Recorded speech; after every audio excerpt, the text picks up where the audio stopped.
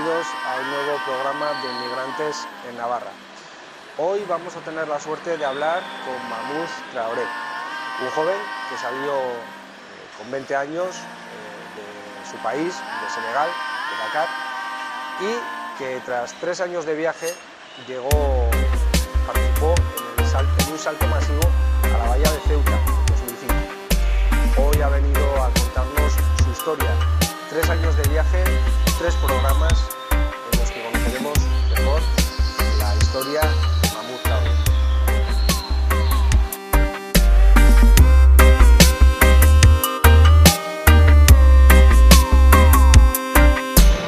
Coming from the other side, where my soul has no pride.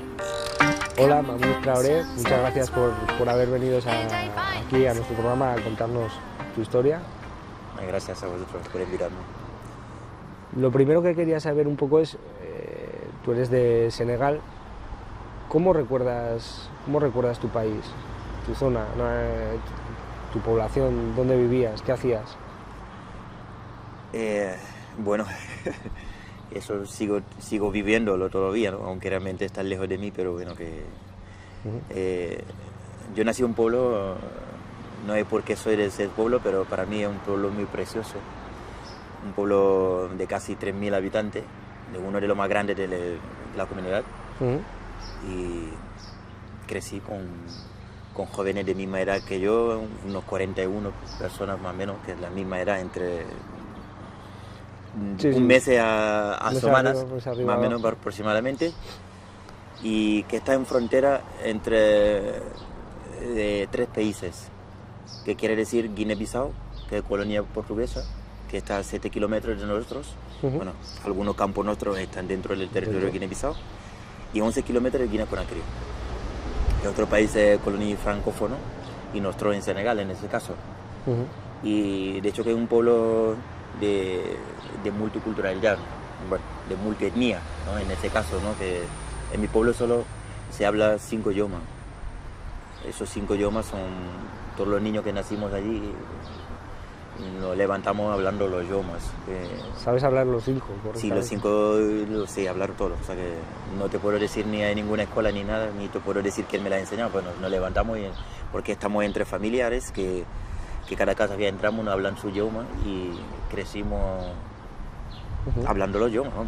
A través de nuestra madre que nos están cuidando, y claro, un pueblo campesino que tenemos la zona selva, en ese caso, que digamos, para calificar bien mi pueblo, que yo soy del sur de Senegal.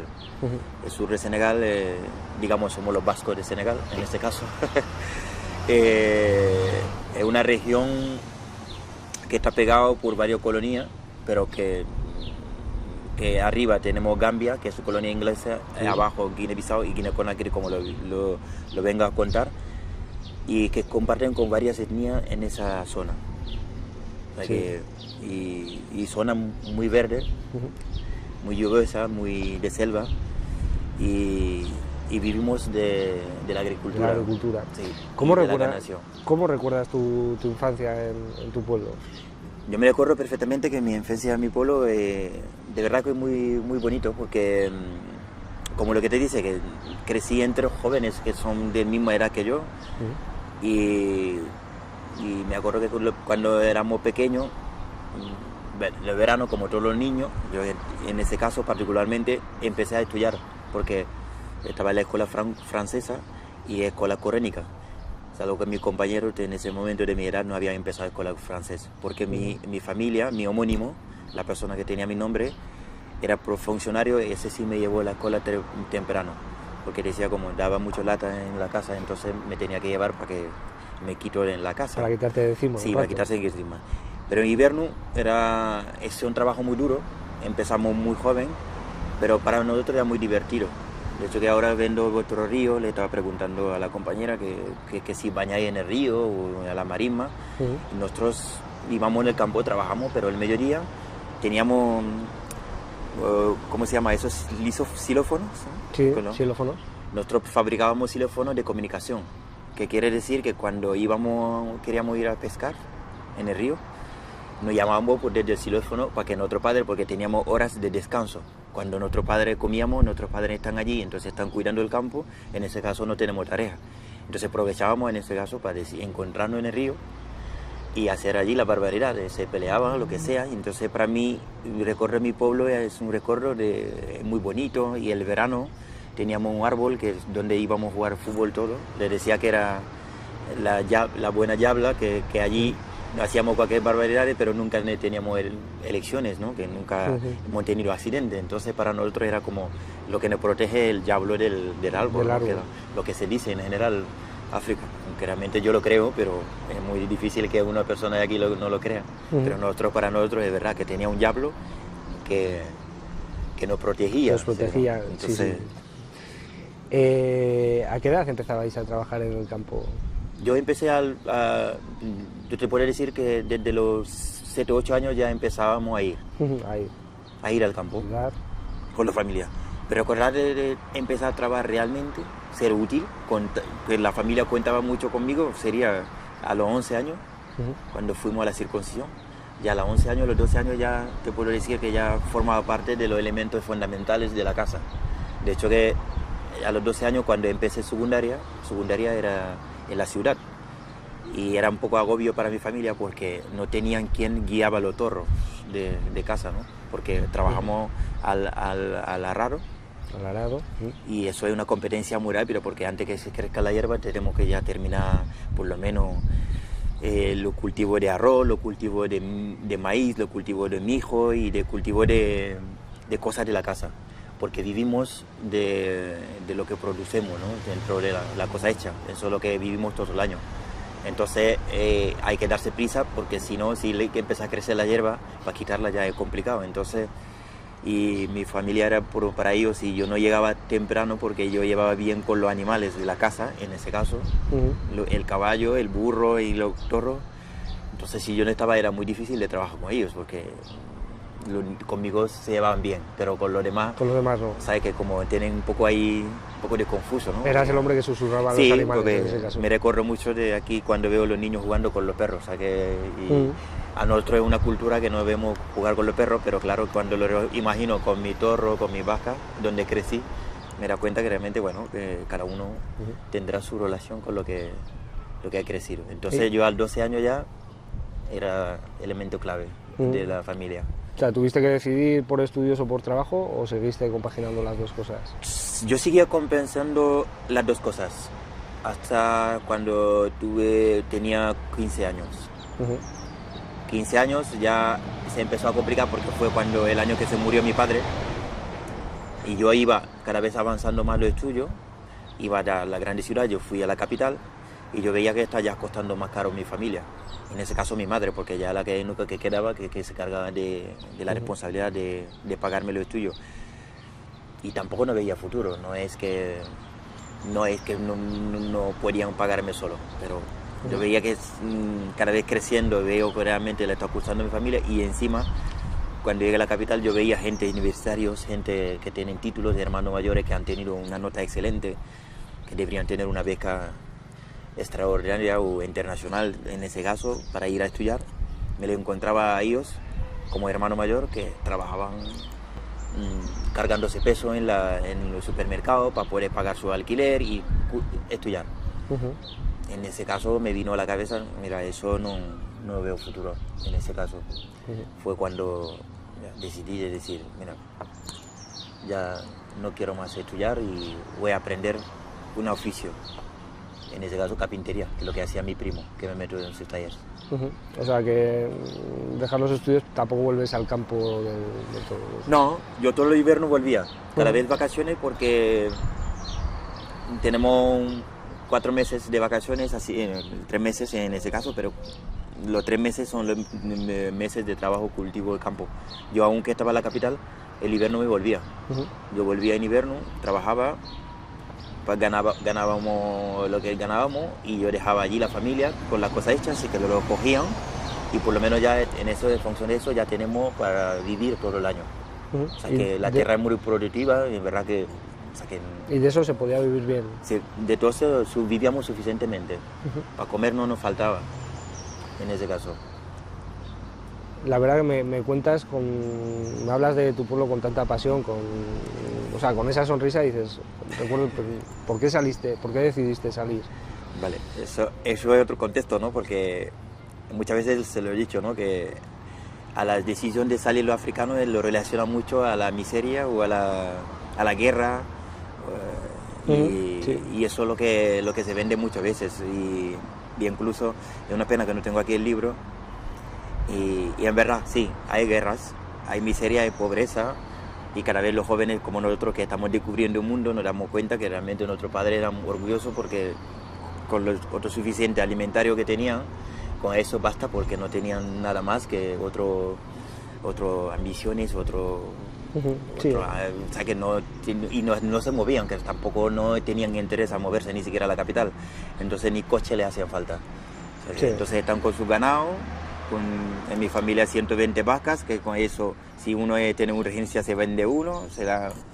Entonces para ellos era la vida moderna, ¿no? Que no es necesario moverse. Entonces claro que yo, como niño joven que he estudiado y que he empezado a tener una mentalidad, he ido a la capital, estoy viendo gente que van y vienen, y yo, para mí, lo que me permitió de salir primero forma parte de la miseria. ¿La miseria cuál? Que cuando yo empecé a trabajar de la carpintería, los clientes que teníamos eran los clientes pescadores, que es la clase media de Senegal, en mi taller.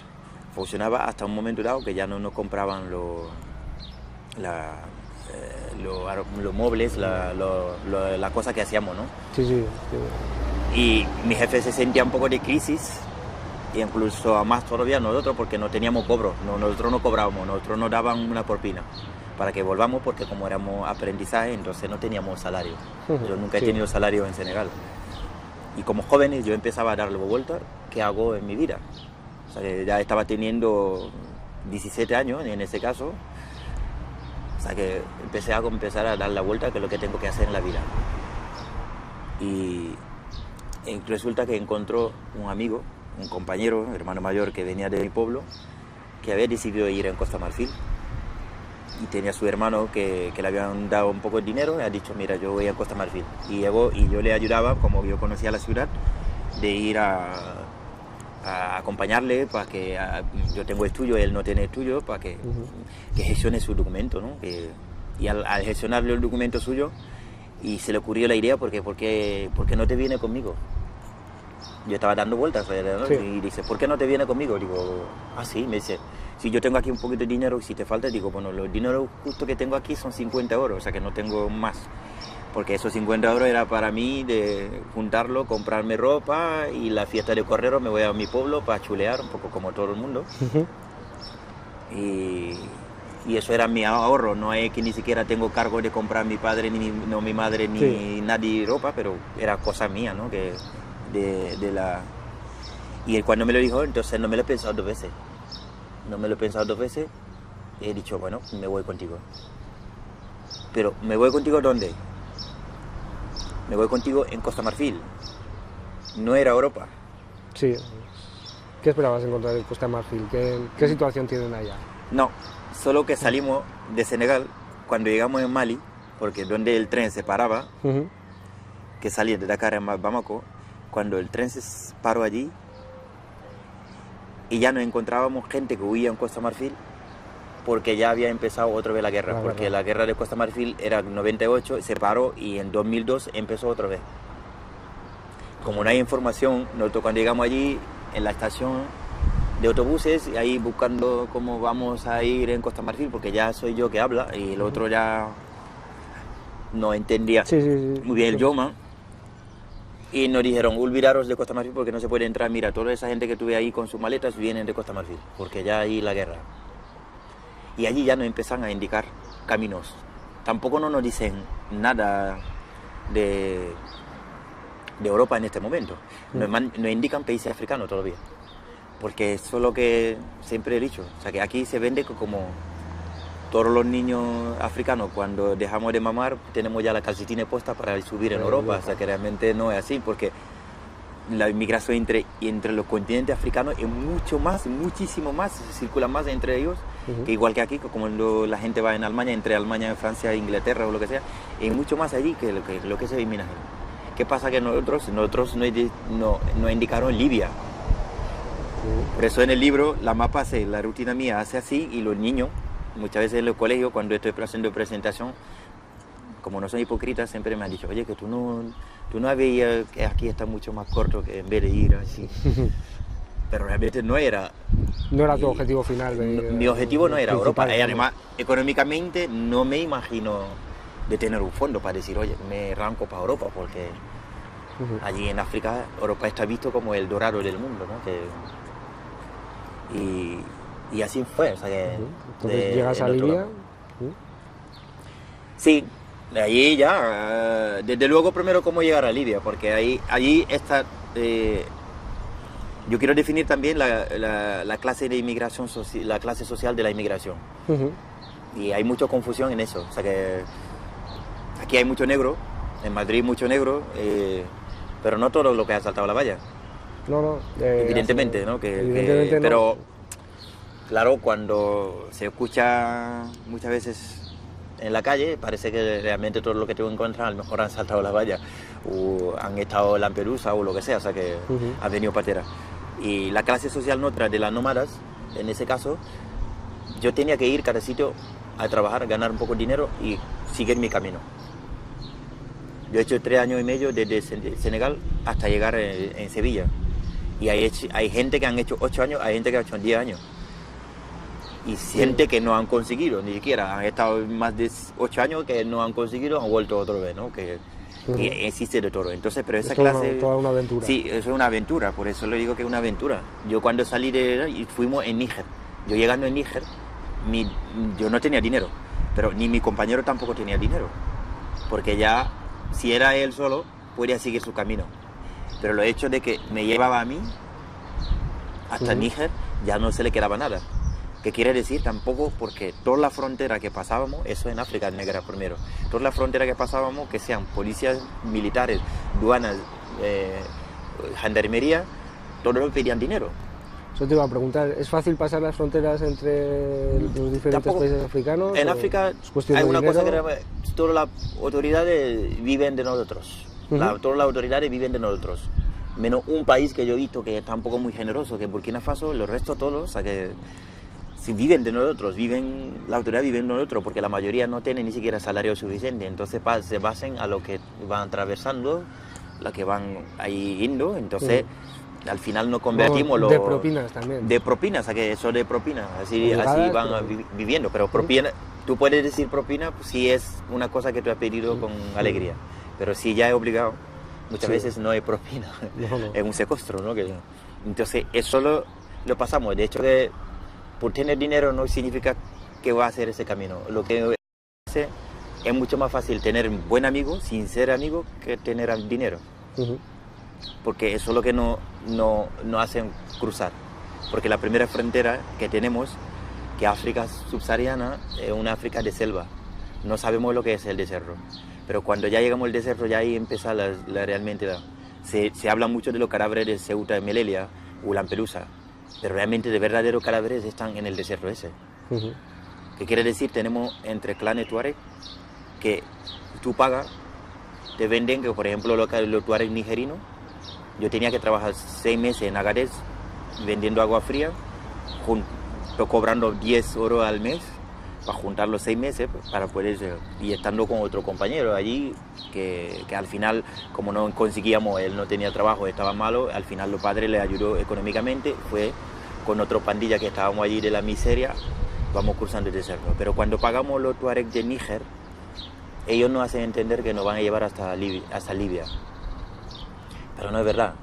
O sea, que nos cogen el coche de 4x4, nos llevan 4 días y nos soltan justamente la frontera entre ellos y Argelia, porque no pueden entrar entre ellos, no se permiten entre ellos de cruzar la frontera porque cada uno controla su territorio para hacer su negocio. Cada uno tiene su negocio. Entonces, claro, ya nos convertimos en una mercancía de guerra porque a nosotros no pueden soltar, no pasa nada. Imagínate si es una caja de tabaco que suelen pasar allí, tendrán solución para que darle otra o venderlo a otra persona para que lo compre, ¿no? Pero como nosotros en este caso, nosotros nos llevan allí y saben perfectamente no podemos volver. Y cuando vuelven en los hogares, nosotros dicen a la gente que se han llevado a la gente hasta donde les llevan. Nosotros, si tenemos suerte, encontramos los tuareg argelinos, que quiere decir allí ya nos vacían. O sea que allí es la horrible porque están en el desierto, que son ellos que mandan, y allí tú no puedes negar lo que te dicen. Bueno, pues hasta aquí nuestro programa de hoy. Espero que les haya resultado tan interesante como a mí. Y recuerden, la semana que viene seguimos hablando con Mamús.